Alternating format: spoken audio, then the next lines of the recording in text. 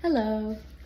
I'm going to read a little bit from this book right here, On Tai Chi Chuan by Mr. T.Y. Peng. A philosophical view of Tai Chi Chuan. Live a healthy, happy life is easy to say, but is not easy to do. Few people live a life of meaning and purpose with peace, love, health, happiness, and freedom. Most people live a conditioned life.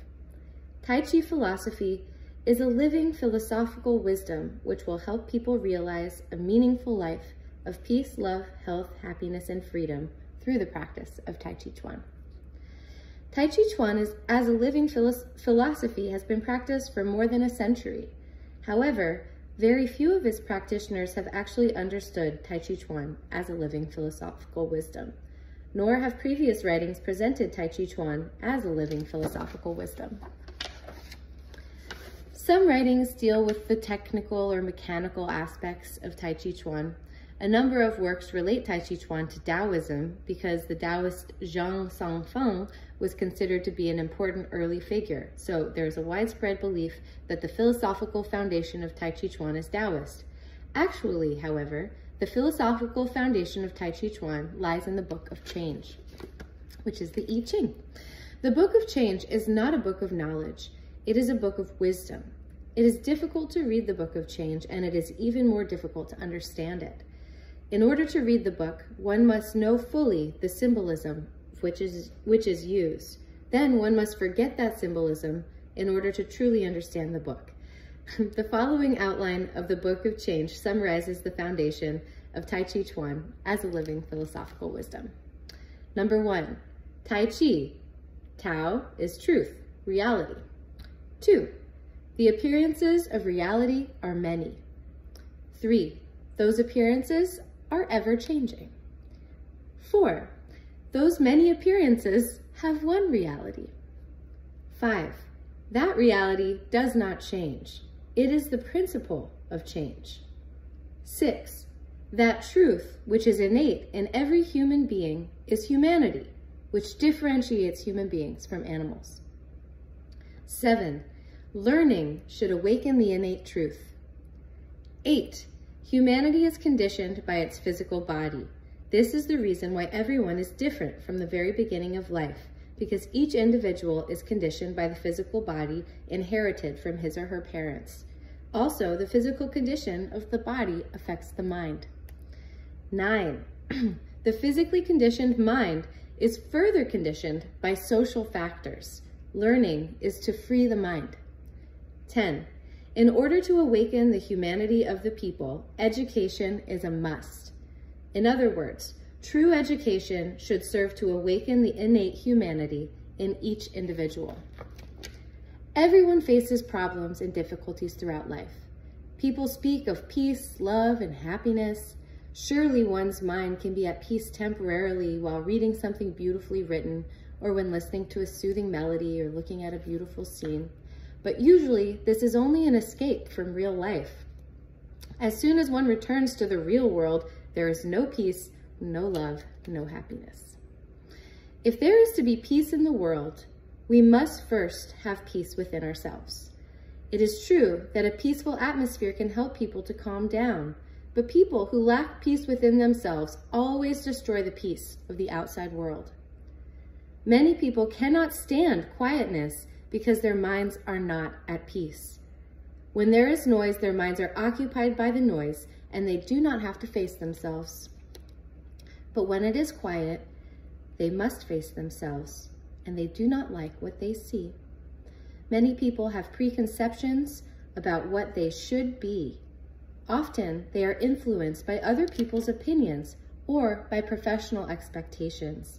Such people are not satisfied with what they are now. They are dominated by desires and past experience and do not want to know themselves. They have no peace within. When there is no peace, there is no love or happiness. Each of us has a physical body, and so we are all conditioned biologically. We seek food when hungry, we seek to drink when thirsty, and we have emotions and sex drives. These are our biological limitations. But sensory and psychological experiences also limit us, as do social traditions and customs. During the first 15 years of a relatively short life, an individual knows very little about life. He or she is conditioned primarily by living conditions and by health. Later in life, most people live more or less habitually, reacting to the demands of society. Throughout a lifetime, living and health conditions continually modify a person's programmed consciousness. During the last few years, a person gradually withdraws from the mainstream activities of life, and finally death comes. That is to say, we are heavily programmed biologically and socially. Unless we free ourselves from this programmed domination, we are merely reacting. We cannot take any independent action. In order to take action as distinct from merely reacting, we must be free from the domination of the past, which includes all the biological and social programming. This is not an easy matter. Psychologically, there must be a major change. Many people think they are free when they are running away from issues. But if we are truly free, we do not try to escape. We do not need to run away from anyone or anything. We do not flee from our traditions, nor do we rebel against them. Rebellion is a reaction, not an action. It cannot set us free. Psychologically, we have to let the past die. Then we are free. Only when we are free can we see things clearly. Only then can we understand problems as they are, not as we would wish them to be. In other words, we must not cling to our particular experiences, judgments, and prejudices which prevent us from seeing things as they actually are. For thousands of years, people have been living on beliefs, certainties, uncertainties, anxiety, excitement, loneliness, fear, and endless misery. The world has been turbulent from the very beginning, and today shows signs of imminent chaos. Throughout history, many people have tried to improve the world, and many are trying now. Unfortunately, almost all of those efforts to solve problems and eliminate injustice only lead to more problems and more injustices. Most theories, isms, religions, and philosophies have been developed in an attempt to solve human problems, yet none of these attempts have proven satisfactory. Is there then hope for a better world? The answer is yes. But it is not political, philosophical, religious, or moral. It is not a political, philosophical, religious, or moral answer. It is the human answer from our heart. The answer is actually built into the question, for it is our innate goodness which asks the question. Tai Chi as a living philosophy is not an intellectual system. It is a living philosophical wisdom. Tai Chi practice, not theory or intellectual argument, will help one to realize his or her innate goodness, wisdom, and humanity. Tai Chi practice is not mere drilling. Rather, Tai Chi practice is a continuous, attentive process of learning, feeling, and being. There is no idea or image to be matched. One lets go of all thoughts in the mind, moving and feeling without any preconceived images or ideas.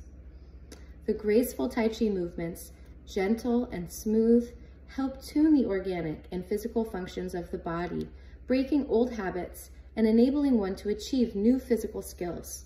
This means bringing about a fundamental change in one's life.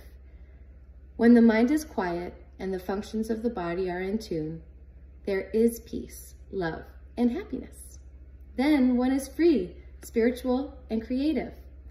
Tai Chi Chuan is a way of no way, a way to no way. And that is the end of that section.